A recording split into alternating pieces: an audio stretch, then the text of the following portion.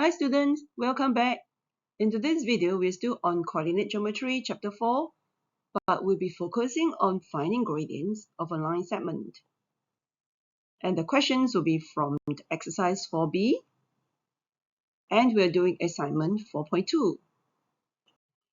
Alright, so before we start doing the questions from exercise 4b, let's look at what are the concepts needed. First of all, we need to know the gradient formula. So we start off by having the Cartesian plane, where we have the x and the y axis. Let's start off with having point A, where I labeled point A as the x coordinate as x1, y coordinate as y2, and another point B, where the x coordinate is x2 and the y coordinate is y2. So we're going to join these 2 points with a line, and we're going to derive the formula to find the gradient of that line segment. Alright, so if you see the screen, we have another point C. So this point C is vertically below point B. Okay, it's vertically below point B. That's why it has the same x coordinate as point B, which is x2. And point C, it's horizontally. It will form a horizontal line segment with point A. And therefore, it has the same y coordinates as point A, which is y1. So what we're going to do is we're going to find the length between the points B and C. So we're going to join it up using a line segment, right? And we're going to find the length of the line segment that's colored in yellow. And because this is the vertical line, it will be just taking y2 minus y1. So y2 refers to the vertical distance of the point B from the x-axis. So we are talking about this distance here, the difference between this distance and this one. Right, so the vertical distance of point B from the x-axis will be y2. And the distance of the vertical distance of point C from the x-axis is y1. Therefore, the difference of these two distances will be just y2 minus y1. Likewise, we're going to find the horizontal distance between point A and C. And that will be x to 2 minus x1, using the same concept that I've explained to you for finding the vertical distance. Right, and we have learned to find gradients of a line segment using rise over run. So we're going to substitute. For rise, it's just y2 minus y1, because rise refers to the vertical distance that's colored in yellow, and run refers to the horizontal distance that is colored in blue. So the gradient formula will just be y2 minus y1 over x2 minus x1. Right, so the next thing we're going to do is we're going to explore a certain line segment, and then we are going to find the gradients of this line segment. Let's start off with a horizontal line, right? So if you have a horizontal line, means there is no run. That means it's already wrong, no rise. Your rise is 0. Okay, rise is a vertical distance. So there's no vertical distance, so it's 0. So if it takes 0 divide by any value, because the formula to find the gradient of a line segment is rise over run, right? So if your rise is 0, divide by any number, could be 4, 3, 2, whatever, you will still get 0. So therefore, a horizontal line will have gradient 0. Alright? Then, what about a vertical line? Right, so a vertical line is such that you have vertical distance, which means you have the rise, but you don't have the run. So if you have something divided by 0, if you use a calculator, that will give you a math error. But in mathematical sense, it means it's undefined. So a vertical line will have undefined gradient. Then how about a line that is slanted in this direction? Right, so one way to remember this is if you were to measure the angle in a anti-clockwise direction, all right, from the x-axis, this angle here, it's less than 90. So any line that slant in that position will have positive gradient. All right, it will have positive gradient. So let me erase this one. Okay, now let's look at another kind of line that using the same concept as what I've explained to you earlier on. This angle here measure in an anti-clockwise direction from the x-axis. This angle is more than 90. So line that is slanted in that direction will have negative gradient.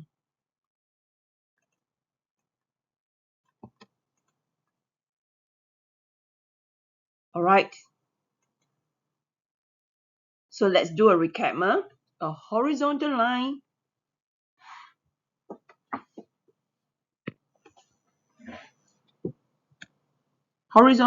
will have gradient equals to 0. A vertical line will have gradient undefined.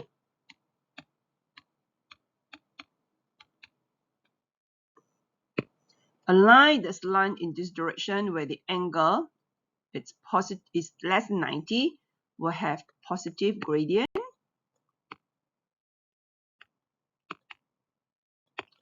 And a line that goes in this direction will have negative gradient. All right, you can use the symbol M to represent gradient. All right. Right, so let's look at question 2. So question 2, we have a few line segments that we need to find the gradient, such as AB. So if you were to look at the line AB, okay, I'm going to highlight it for you. You see that it is a horizontal line. Why do you know it's a horizontal line? Because the y coordinates of A is 1 and the y coordinates of B is also 1. Therefore, it's a horizontal line. And for horizontal line, we learned earlier on that the gradients of AB, you can use the symbol M to represent gradient. And then if you're finding AB, you can write it as a subscript. Is it called subscript or superscript? Anyway, you can just write M and then with but the size of the AB has to be smaller than M. All right, so the gradients of AB in this case is 0 because it's a horizontal line. There's no need even to use the formula. All right, and how about AE? All right, so for AE, yes, we will have to use the formula. So to do that, let's label the point. So we label the point as, let me erase this first. Let's label point A as x1, y1, point E as x2, y2. So the gradient of AE, let's write out the formula, would be y2 minus y1 over x2 minus x1. And that will give you 4 minus 1 over 6 minus 0. All right, so that gives you half. Right, and then we go on to find, so this is done already. So next one is DC. DC, okay, so we're going to label the points. So I'm going to label my point D. Does it matter if you label point D as x2, y2 or point C as y1, x1, y1 or the other way around? It does not matter because what you're comparing is just, we're talking about ratio, so it does not matter. Okay, so I can just label my point D as, if you want to label it as x1, y1 and this one as x2, y2, just go ahead. You will get the same answer. You can just try it out. Okay, the important things about doing anything is just that if you're not convinced, just try it out.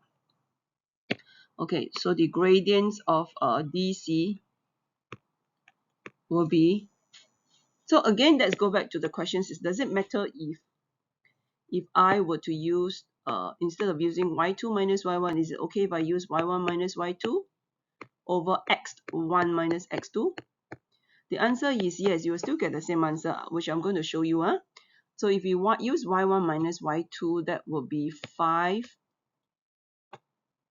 What's my y2? Okay, 0. Is it 0? Yeah. Over x1, which is 0, minus x2, it's 6. So that will give you negative 5 over 6, right? So let's say I'm not convinced, you are not convinced of what I've just said.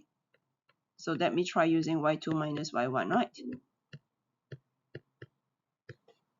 So y2 will be 0 minus 5.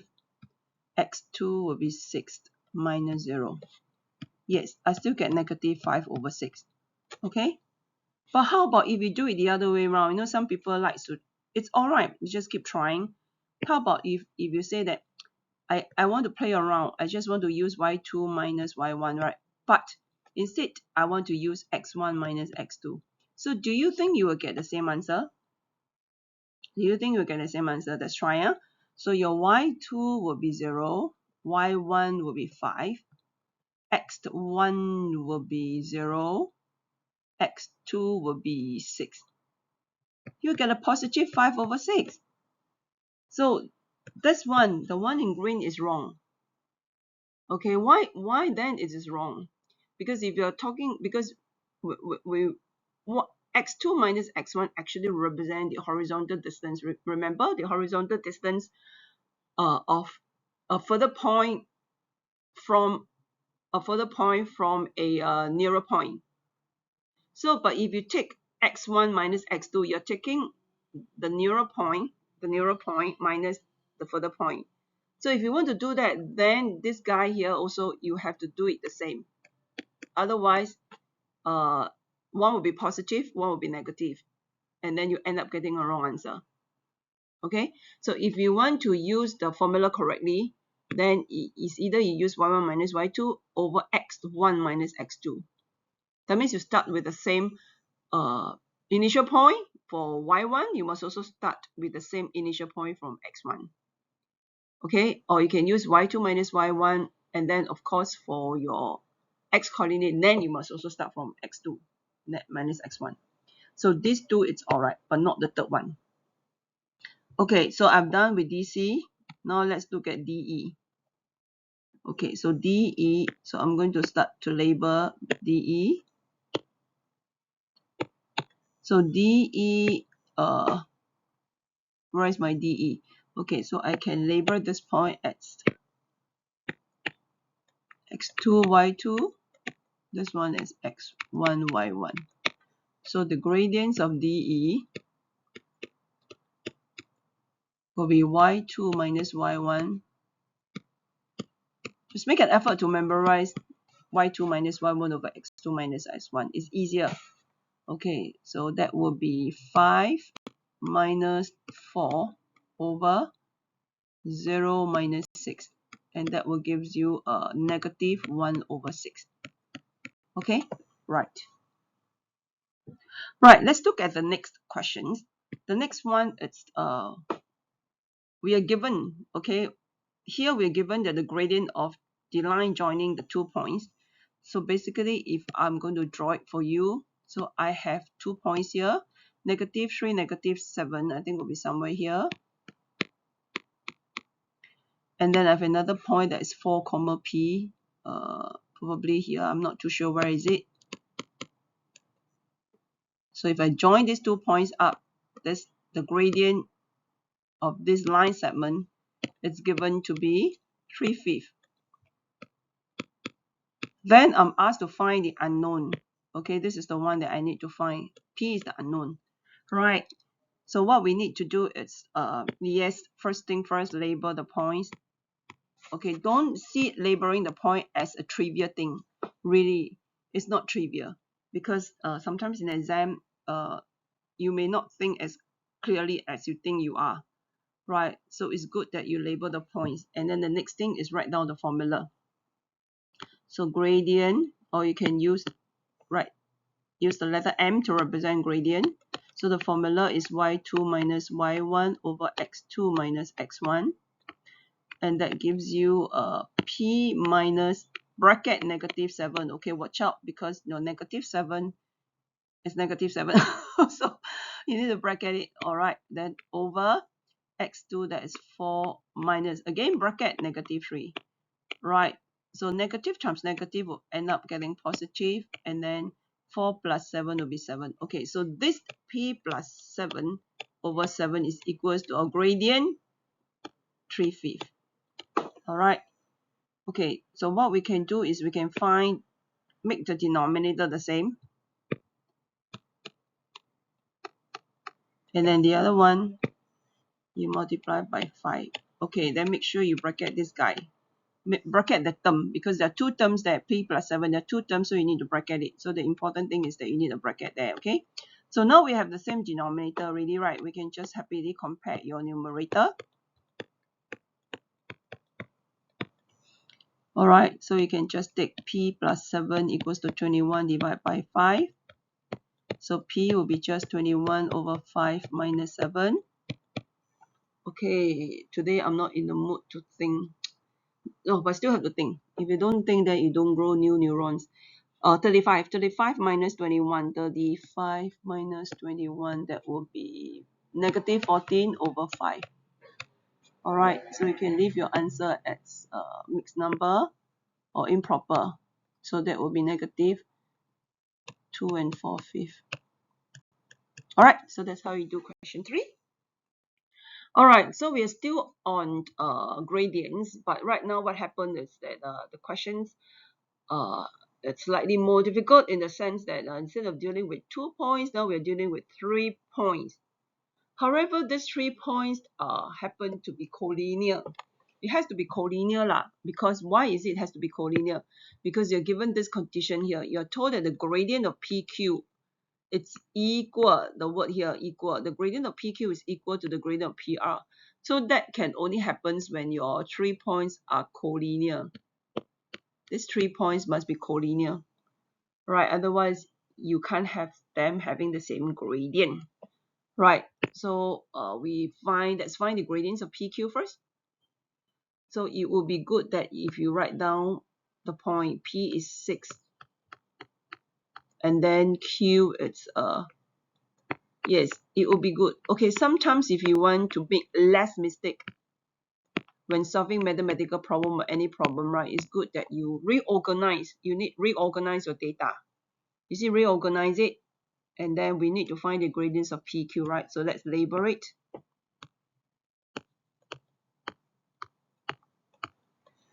Right, so gradients of PQ,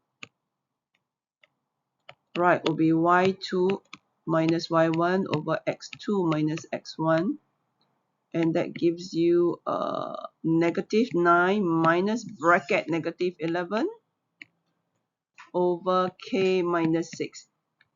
-9 minus that would be -9 plus 11, 9 10 11, that's 2, right? That would be 2 over k minus 6. Alright, then I need to find the gradients of PR. So I'm just erase it off, label this as, so you can use a pencil, because that pencil is easier to erase. Then we can find the gradients of PR, which is y2, that's -3, minus y1, it's -11. So again, bracket it, over 2k minus 6. So -3 plus 11, that will be 8. Alright, so these two gradients are the same. So in other words, 2 over k minus 6 is equals to 8 over 2k minus 6. Alright, so we're going to make the denominator the same.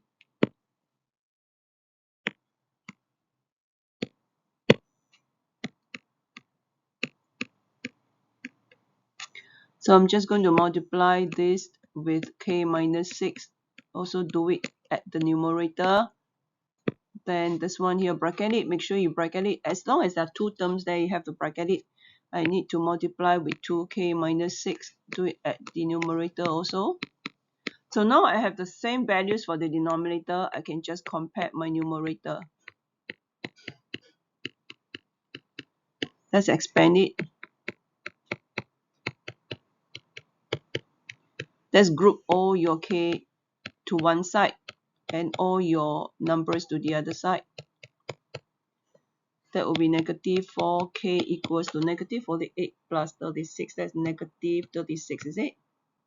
Negative 48, yeah, I think so. So k will be negative 36 divided by negative 4. That gives you 9. Okay, that's how you do it.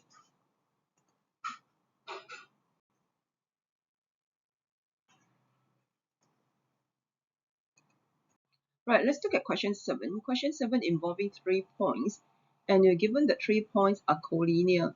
So the key words is this word here called collinear. So what does it mean by saying the 3 points are collinear? It just means that the point P, Q, and R lie on the same straight line. So it's something similar in concepts to what we've done earlier. So these 3 points lie on the same straight line. That's why they are collinear. And it means that the gradients of any 2 points, that means if you can go and find the gradients of PQ or find the gradients of QR, these 2 line segments will have the same gradient because these 3 points are collinear. That's all it means, right? So let's reorganize our data. It's important to reorganize our data, and then we're going to label point P and Q as x1, y1, Q as x2, y2. Write down the formula to find gradient, substitute into the values. Okay, be careful when there's a negative number, you need to bracket it. So so you have 1 over 1, which is just 1. So the gradients of P of the line segment PQ is 1. Then the next thing is that let's go on to label point R as x1, y1, because you're going to find the gradients of QR, and since you already labeled Q as x2, y2, so it's better to label R as x1, y1. So let's write down the formula and we do the substitution. Okay, and then you will get negative 2 minus z over negative 5. So what I'm going to do here is I'm going to multiply every number with a negative 1. You can do that because you are actually doing it to every number, so you're not changing the questions at all. Okay, if you just do it to the numerator or do it to the denominator, then you're changing it. But if you're doing it to the numerator and the denominator, you're not changing the questions. So I'm going to multiply with negative 2 and negative 1. I'll get positive 2, positive z over 5. Why do I want to do that? Because I'm going to equate these two gradients, and it's easier with a positive value. It is not necessary, of course, but it's easier. Alright, so the next thing is that I'm going to make my right hand side having the same denominator, so multiply by 5 at the denominator, also at the numerator. So now I have the same denominator, I can compare the numerator, which is 2 plus z equals to 5, so z equals to 3. So this is how you do question 7. Right, so question 8, the concept to do question 8 is not new. Right, we are told that we have actually done something like that earlier on, except that this question is harder in the sense that it has more algebra. Right, if you look at this part here, you're dealing with algebra. Okay, but the concept is still the same. What do you mean by concept still the same? First thing first, let's organize the data. Oh wait, so we are told that the line joining the 2 points has gradient 2. So let's organize our data. Label it as x1, y1. Point B, label as x2, y2. Let's go ahead and find the gradient. Write down the formula. Do the correct substitution. Very important. Alright, so this gradient is equals to 2.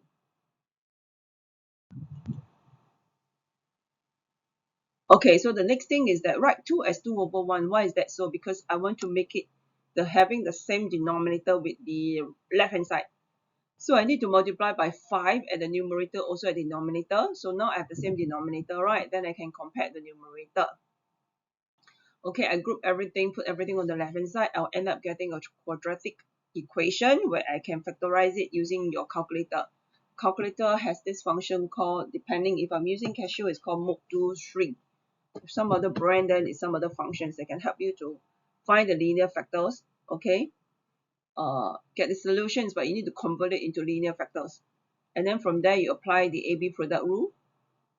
So it could be 2t minus 3 equals to 0. So 2t is equals to 3t equals to 3 over 2, leave it as mixed fraction in 1.5. Or it can be t plus 1 equals to 0. So t is equals to negative 1. Alright, so this is a relatively manageable exercise. So please do it and then check your answer with my solution. Alright, happy doing.